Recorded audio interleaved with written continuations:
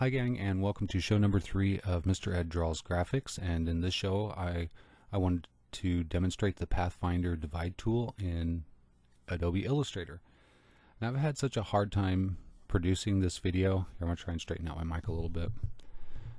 I've had terrible audio issues and I just can't figure it out, and I've been trying to do this video and narrate the audio as I do it, but the audio isn't coming out correctly, so I have to redo the demo, re-screen capture, re-narrate, try to remember everything, and it's turned out to be more work than it really is worth to me at this point, because there's other things that I could be doing that are more successful and I'll have to do them again and again and again. But I'm trying this out again, and the reason why is because I really love this tool, Pathfinder Divide Tool, because you can do so many creative things, and I wanted to show my fans and friends and family just how a simple tool can give you a lot of creative power. So the Pathfinder tool lets you basically combine vectors in different ways. You can merge them, you can separate them, you can divide them, just all kinds of ways of manipulating. It's like doing math to shapes. So, you know, as powerful as math is, imagine if you could do math to art. So it could be very calculated, very geometric, and it can involve iterative forms like bricks or teeth or sprockets or, you know, anything like that. So the divide tool basically takes two vectored objects or multiple vectored objects, and if at any points overlap, it will separate them out into other objects, and then you can ungroup it, and it's basically cut it apart. It's like push the shape through and cut the pieces off, and then you can move those around. They're shapes on their own. You can resize them, rotate them, basically do anything to the separate parts that you could have done to the thing as a whole, and that lets you apply separations that are described in the text itself, and I'll demonstrate that here in just a little bit, because I've made a few versions of stuff that I've imagined I can do with this. But whenever you divide, it creates objects of the negative space too. So it's important to find all the negative spaces that have been created as objects and weed those out. And one way you can do that is by selecting all of the objects. And if you look over and see what color they're filled with, it'll have a question mark. That means there's an inconsistency there. One of the objects isn't like the others, you know, like Sesame Street. So find which one it is. It's usually the negative space.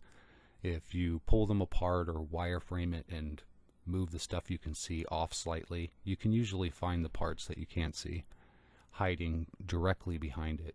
The lines will overlap, so you won't even see it's there unless you offset it. Now, one of the things you can do is select the filled color, like the black. You could select it and then select all of the same color, lock it, select that space again, and it will pick up all the stuff that needs weeded that's not black. Then you can just erase that and unlock your shape, and you have it all good, nicely weeded all at once. But you can see how powerful a design element it creates by being able to pull the letters apart. You can describe the word in how the text has been created, or in this case divided.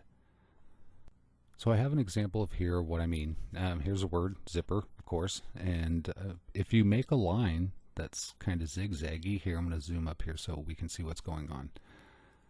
I basically took some lines and measured them out pretty carefully, so they look like kind of like teeth. And if as soon as I stop grabbing that text, I'll show you here. If you grab the 2 points that aren't joined and you join them, it will uniformly put those together so that everything is like 90 degrees. It all lines up nicely. And you just keep repeating that. You copy the loose one at the end, you move it over, and then you join the previous loose one and repeat the process until you have a long line of teeth here, and you just place it over the top. If they need to be smaller, just scale it down. If it needs to be bigger, you make it bigger. But you can see what you can do with it here. I've cut them apart. I lifted the ends off and kind of rotated them a little bit so it looks like it's zipping apart, and I did a little bit of magic with layers of outlines. And you can continue the process here with bricks.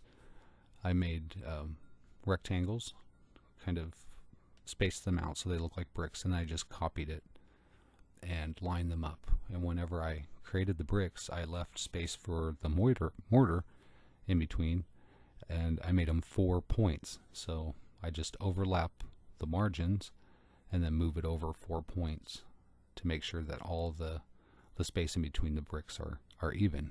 And once you do that once, see here, I space it 4 points, and then I can grab it again, repeat that process. This is exponential growth visualized, and it's not going to take long at all, because we know from compounding interest it's not going to take long at all for this to become massive. So after just the 5 or 6 times of doing this, you're going to have enough bricks to cover the text completely.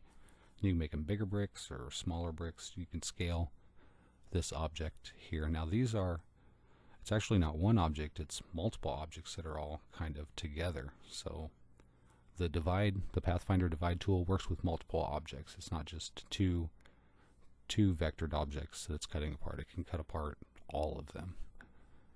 So you just put it over the top, and when you cut it out, you get something that looks like this here. Kind of covered them up because I didn't want to ruin the surprise for everyone. But you can see here I pulled apart the separate bricks. Once you divided it, and you can ungroup it, and then you can color them like bricks, color the mortar. I took the mortar out because as I moved the bricks, it showed basically the grid shape of the spaces in between, because like I said before, it outlines the negative space and creates an object of it as well. So just using the text and random lines, I created this shattered glass or broken pattern, and then just pulled the pieces apart, separated them out, and filled them with this funky gradient fill to kind of make it look like a CD, or it's kind of like glass, or it's vibrating, or what have you. Alright, well that's it. The third show of Mr. Ed Draws Graphics. I hope you've enjoyed this and have been inspired to maybe try some of these techniques yourself. I love it, and I hope you did too. And if you did, give me a thumbs up, click the like button, and if you aren't subscribed and would like to see more videos like this, hit the subscribe button, hit the bell, and I'll let you know when I have more videos to share. Thanks again for stopping by. I love you guys, and until next time, take care. Bye-bye.